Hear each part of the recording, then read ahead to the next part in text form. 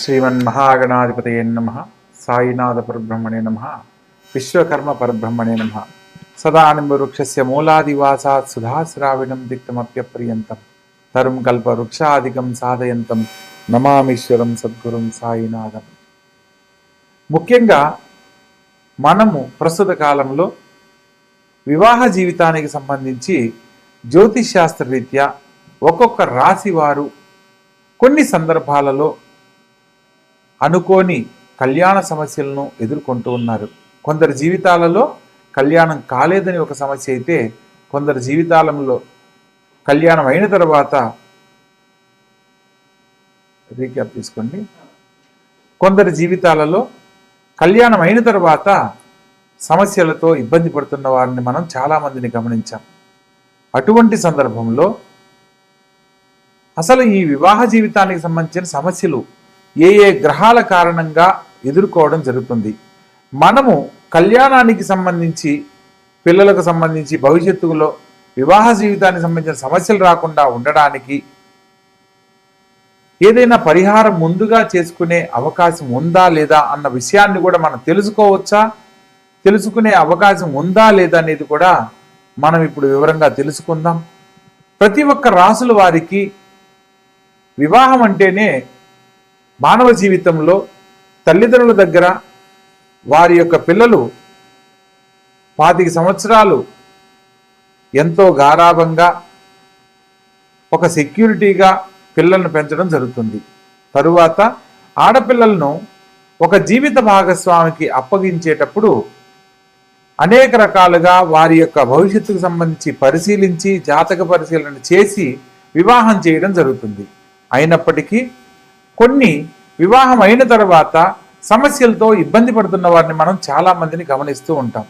అటువంటి సందర్భంలో వివాహానికి సంబంధించిన సమస్యలు ఎదుర్కోకుండా ఉండాలి అనంటే కళ్యాణానికి ముందు ఏ గ్రహాలకు ఏ రాసుల వాళ్ళు ఎటువంటి పరిహారాలు ఆచరిస్తే వివాహ జీవితంలో సమస్యలు లేని జీవితాన్ని పొందుతారు అన్న అంశాన్ని మనం వివరంగా తెలుసుకునే ప్రయత్నం చేద్దాం.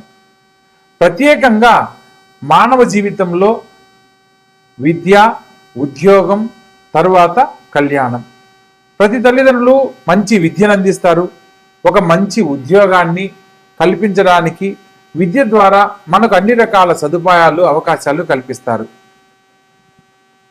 విద్యా ఉద్యోగంతో పాటు వివాహం అయిన తర్వాత వారికంటూ ఒక కుటుంబం, జీవితం ఏర్పడుతుంది. కాబట్టి ఆ వివాహ జీవితానికి సంబంధించి ఎటువంటి జాగ్రత్తలు తీసుకోవాలి, కళ్యాణానికి సంబంధించిన విషయాలలో మనం ఏ పరిశీలనలో సమస్యలు లేని జీవితాన్ని పొందుతారు అన్న అంశాన్ని తెలుసుకునే ప్రయత్నం చేద్దాం.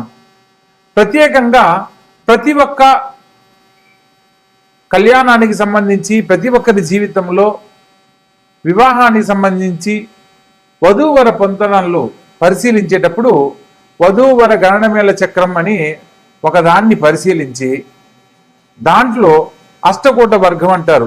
8 రకాల పాయింట్లలో అంటే నాడీ కూటము, భగుట కూటము, రాశి కూటము, నక్షత్ర కూటము, వశ్య కూటము, ఇట్లా 8 రకాలను పరిశీలించి 36 పాయింట్లకు 18 పాయింట్లు వస్తే కళ్యాణానికి అనుకూలమని, 18 పాయింట్ల కంటే తక్కువ వస్తే కళ్యాణానికి అనుకూలం కాదని, కళ్యాణము 18 పాయింట్ల కంటే ఎక్కువ వస్తే చాలా ఉత్తమోత్తమైనదిగా భావిస్తూ ఉంటారు. కానీ జ్యోతిష్ శాస్త్రం ప్రకారము ప్రతి ఒక్కరి జీవితంలో వివాహానికి సంబంధించి వీరికి వివాహం చేయవచ్చు అని తెలుసుకోవడానికి ఒక సాధారణ పట్టిక మాత్రమే. ప్రత్యేకంగా సప్తమ స్థానాన్ని, కలత్ర స్థానాధిపతి ఉన్న స్థానాన్ని బట్టి మాత్రమే వివాహ జీవితంలో వారు ఎటువంటి స్థితిగతులు పొందగలరో వివరంగా తెలుసుకోవడానికి అవకాశం ఉంటుంది అనేది జ్యోతిష్ శాస్త్రం పరిజ్ఞానం ఉన్న మాలాంటి వారు మాత్రమే దీని గురించి పరిశీలనలో వివరంగా తెలియజేయడానికి అవకాశం ఉంటుంది.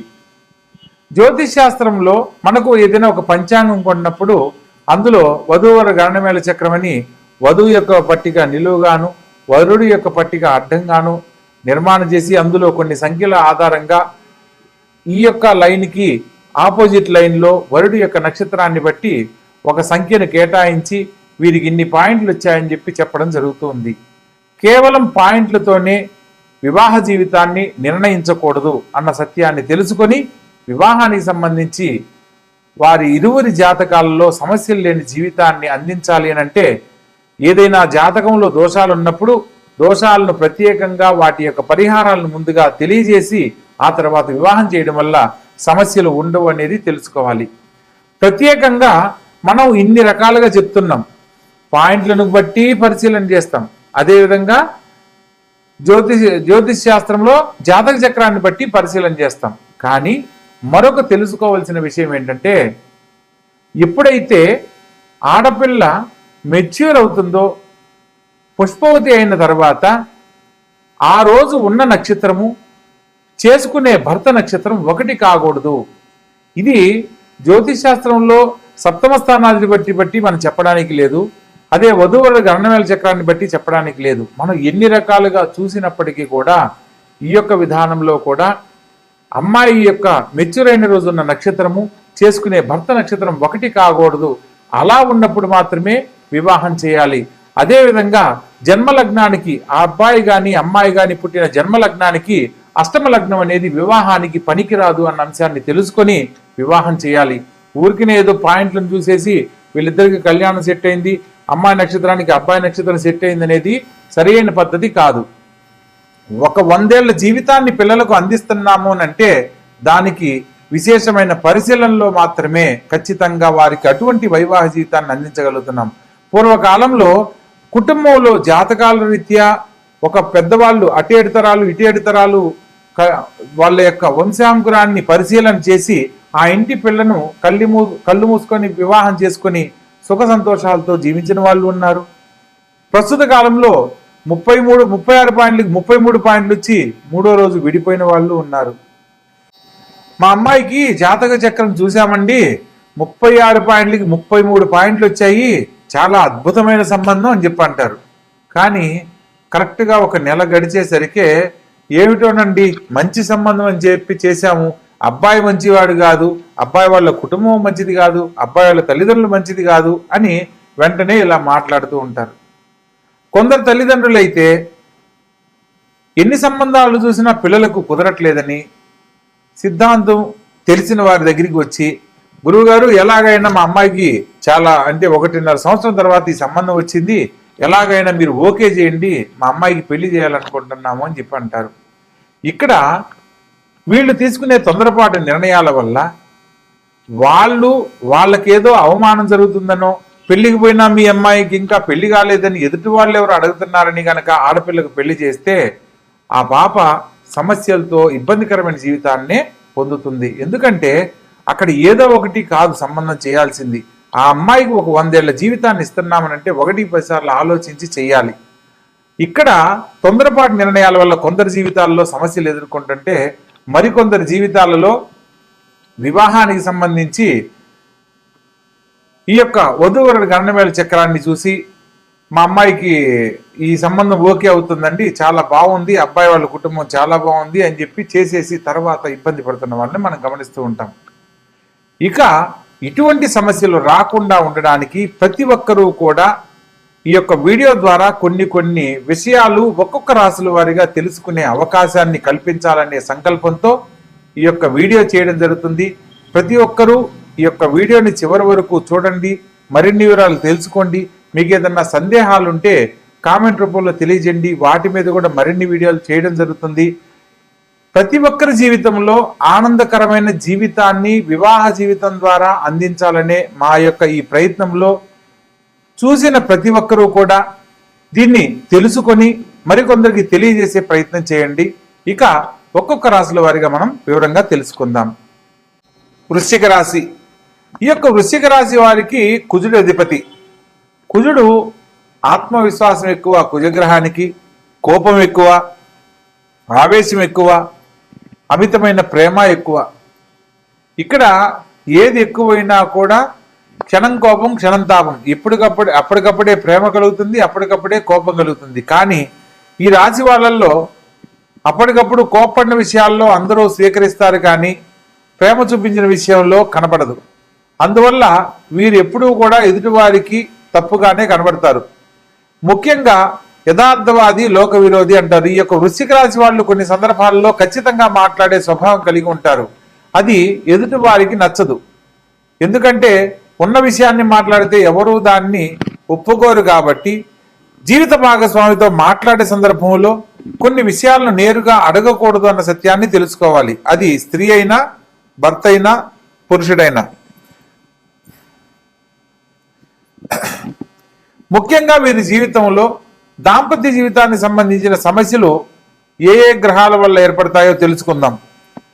కుజుడు భావోద్వేగానికి సంబంధించిన అధిపతి అయినప్పుడు, శుక్రుడితో కానీ రాహువుతో కానీ కలిసినప్పుడు ప్రత్యేకంగా ప్యాషన్కు అంటూ శారీరక సంబంధాలకు ఆకర్షితులవుతారు. అంటే కొత్త కొత్త ఆలోచనలతో ముందుకు వెళ్ళాలనే నిర్ణయాలను ఆధారం చేసుకొని ఎదుటివారిలాగా వీళ్ళు ఉండాలని చేసే ప్రయత్నంలో కొన్ని సందర్భాలలో ఆలోచన తప్పుదోవ పట్టడానికి అవకాశం ఉంటుంది. రాహుగ్రహ సంబంధం కనుక ఉన్నట్లయితే 7, 5, 12 స్థానాలలో రహస్య కార్యకలాపాలు ఖచ్చితంగా జరగడానికి, ఎక్స్టర్నల్ మ్యారియల్ అఫైర్స్ ఏర్పడడానికి కారణమవుతాయి.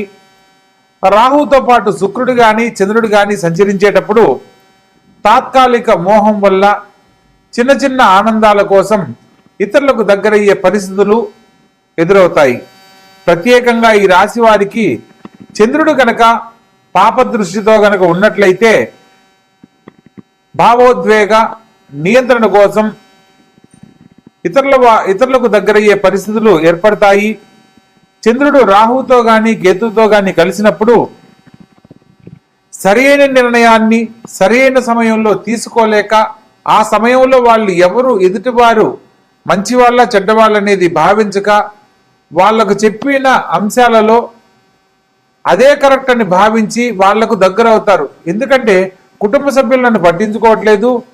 సో ఆఫీసులో కొలీగ్ కావచ్చు, లేకపోతే మీకు దగ్గర స్నేహితులు కావచ్చు, ఎవరైనా సరే ప్రేమగా మాట్లాడినప్పుడు అరే నన్ను వీళ్ళు ఒక్కళ్ళే అర్థం చేసుకున్నారు, నా జీవిత భాగస్వామి నన్ను అర్థం చేసుకోవట్లేదు అనే భావంతో ఎదుటి వాళ్ళకి దగ్గరయ్యే అవకాశాన్ని కల్పిస్తారు. తద్వారా జీవితంలో వివాహ జీవితానికి సంబంధించి కొన్ని సమస్యలు తెలియకుండా ఇబ్బందికి కారణమవుతాయి అన్న అంశాన్ని తెలుసుకోవాలి. తెలుసుకొని జాగ్రత్త పడి సమస్యలు లేకుండా కాపాడుకోవాలి. శుక్రుని యొక్క స్థానం కూడా 6, 8, 12 స్థానాల్లో పాపగ్రహ సంబంధం కనుక ఉన్నా, పాపగ్రహ సంచారం జరుగుతున్నా ఖచ్చితంగా జీవిత భాగస్వామితో సంపూర్ణమైన ఆనందాన్ని పొందలేరు. కొన్ని సందర్భాల్లో ఇబ్బందులు తలెత్తడానికి అవకాశం ఉంటుంది. శుక్రుడు సూర్య భగవంతునితో గనక కలిసినట్లయితే రవి శుక్రుల సత్సంబంధం వల్ల దాంపత్య జీవితంలో ఆనందం తక్కువ అవుతుంది. జీవిత భాగస్వామితో దగ్గరవ్వడానికి కొన్ని సమస్యలు తలెత్తుతాయి అన్న సత్యాన్ని తెలుసుకోవాలి. ఇక్కడ ఈగో అనేది ప్రధానమైన కారణంగా చెప్పవచ్చు. కొన్ని ఖచ్చితమైన నిర్ణయాల వల్ల, ఎదుటివారు చెప్పిన మాటల వల్ల వీరి యొక్క జీవితాన్ని వీళ్లే పాడు చేసుకుంటారన్న సత్యాన్ని తెలుసుకోవాలి. వృశ్చిక రాశి వారికి ఎక్కువగా ఇష్టపడతారు, ఏదైనా ఎక్కువగా ప్రేమిస్తారు, కోపపడినా ఎక్కువగా కోపపడతారు. ఇక్కడ వీళ్ళు చూపించే ప్రేమ కంటే కూడా కోపానికి ఎక్కువ ప్రాధాన్యత ఇవ్వడం వల్ల జీవిత భాగస్వామితో ఎక్కువ కాలం సమస్యలతో ఉండడానికి ప్రధానమైన కారణంగా చెప్పవచ్చు. పైగా వంశపారంపర్య దోషాలు కూడా కొన్ని ఈ యొక్క దాంపత్య జీవితంలో సమస్యలు తలెత్తడానికి కారణమవుతాయి అన్న సత్యాన్ని తెలుసుకోవచ్చు.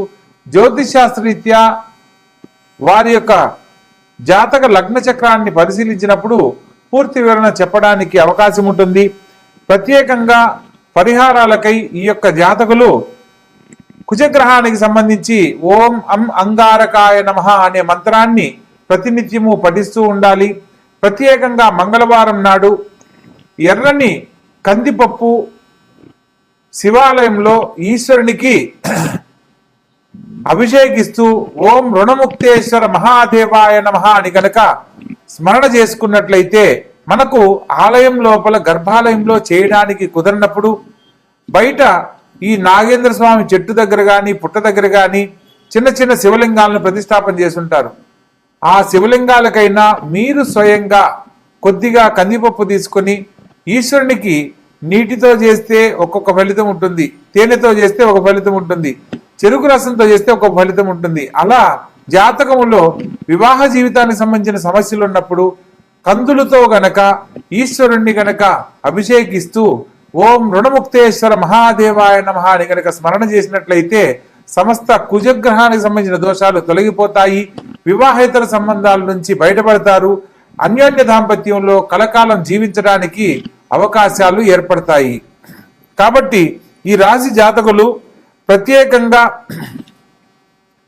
మంగళవారం కుజగ్రహానికి సంబంధించి శుక్రగ్రహ సంబంధం ఉన్న శుక్ర మహర్దశలో కుజగ్రహ సంచారం జరుగుతున్న ఈ యొక్క పరిహారాలను తప్పకుండా ఆచరించినట్లయితే దాంపత్య జీవితంలో సమస్యలు లేని జీవితాన్ని పొందుతారని శాస్త్ర ప్రకారంగా తెలియజేయడం జరుగుతుంది. కాబట్టి చక్కగా ఆచరించి ఆనందకరమైన వైవాహిక జీవితంలో సుఖ సంతోషాలతో వర్ధిల్లండి.